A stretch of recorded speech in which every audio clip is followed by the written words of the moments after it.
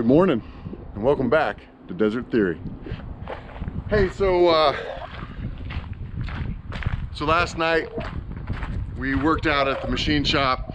We got quite a bit of work done on that, the arm, the trailing arm that we have to repair.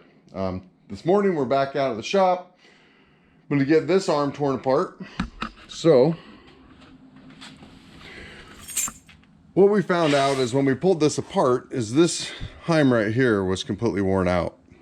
So on the other arm. So we know it's more than likely bad on this too. When it's all under tension, you can't really feel it, but we're pretty positive it's bad. So what we're gonna do today is we have to take this axle out anyway. We bought new axles for this car because we damaged the other one. So we're gonna pull this axle out, shocks off, arm off, replace that heim, and then get this back together, get the CVs cleaned up. You'll be able to see what those look like, and probably get the shocks back on and everything today. So that's what we're doing. So the first thing I'm gonna do is just get these CV boots pulled off.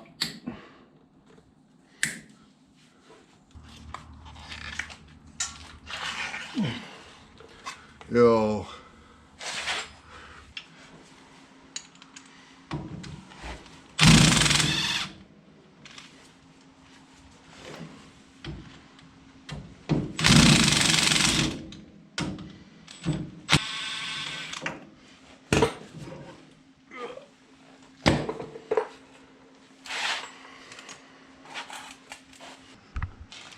All right, CV's off. It's down here. Greasy old thing. You get the brake line apart. So now what we need to do is limit strap off, get these shocks, lower that arm just enough to where we can take the tension off. We can pull that apart and get this trailing arm off. So the first thing we need to do is come up here to the reservoirs and discharge the nitrogen. So they're under a lot of pressure from not only that spring, but from the gas pressure. So we'll relieve that and it'll make our job easier.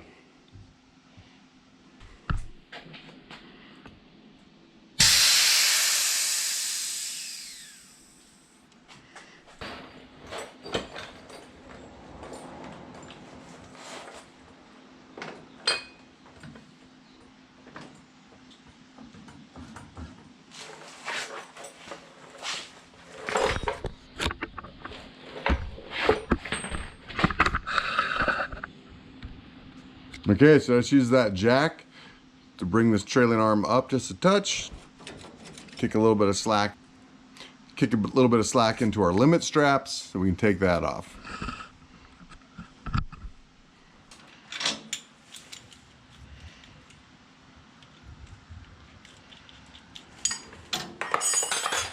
All right, limit strap off. Gonna drop some slack in the trailing arm. Looking for these. Come loose.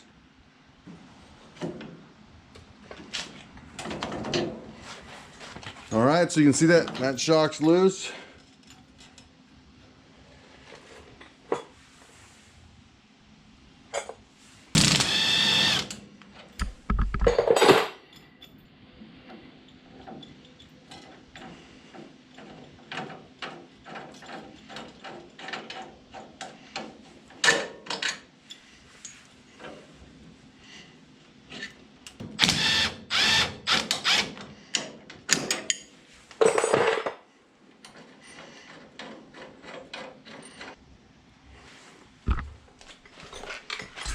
One of the things that I think is really cool about race cars is you don't necessarily have to be a good mechanic to prep a car and make it really good.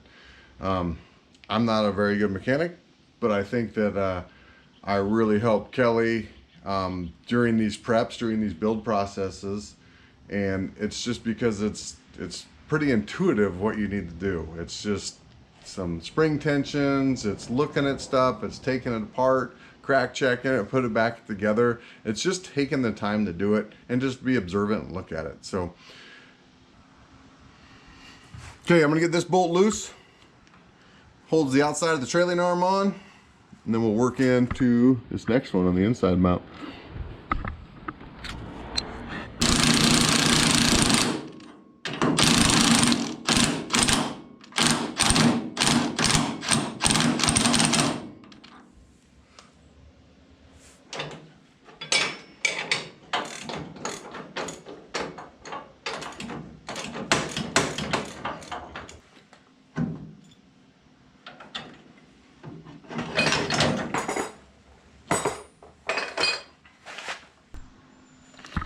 So you can see how much movement there is there.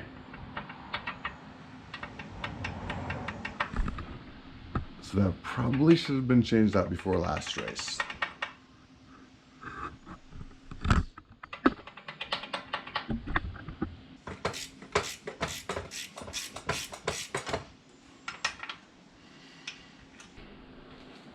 All right, we're gonna head over to the other little shop over here, Solvatank, get those CVs cleaned up.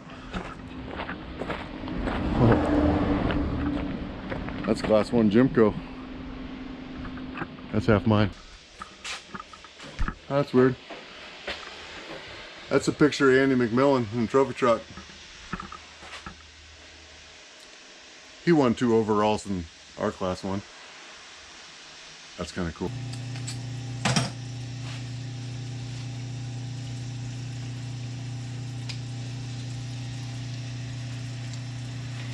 So we were talking about CVs the other day and kind of how they work. So this CV, they can bolt to the outside hub or up on the transaxle. And see how that, it just allows it to move. And so if the axle goes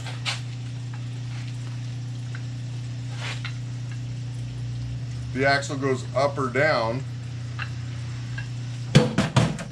it just allows that to move in there. So they take a pretty big beating during a race. All the horsepower that's transferred from the motor to the transaxle down to the wheels goes through this. So in a buggy, you're gonna have to deal with these things every time.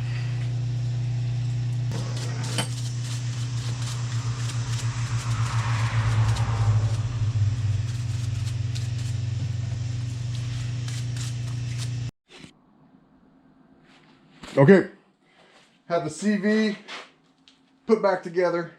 We have the axle. You got to put on these little snap rings.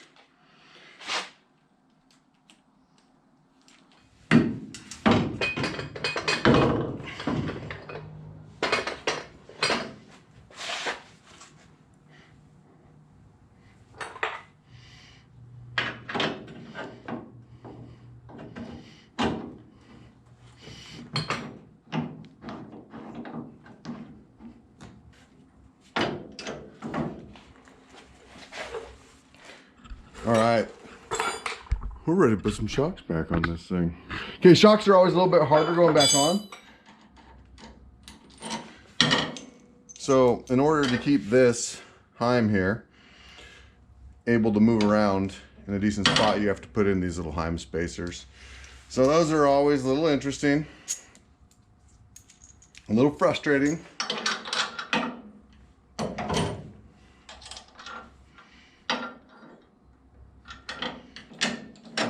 Going to make sure we're lined up pretty good first with nothing in there, and it does go right through, so we'll do that same thing. So you can put your limit strap back on.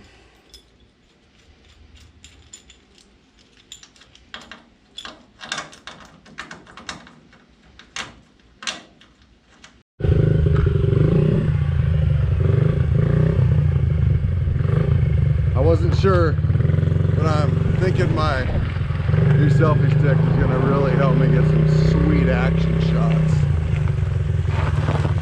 Appears it's already working.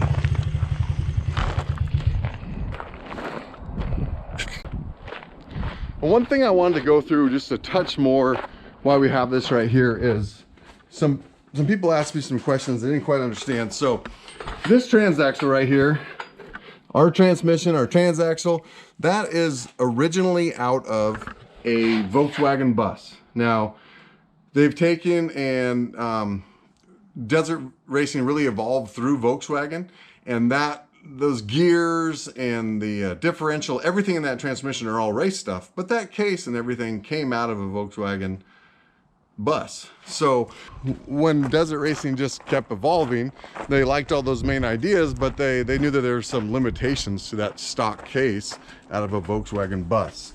So in our new car, we have this Fortin transaxle, like Kelly was saying in one of our other videos. And what the difference is, it's just a purpose-built transaxle. So they built everything stronger. They took all the weak points from that Volkswagen bus eliminated those weak points and built a transaxle off the same ideas and principles, but purpose built for a race car.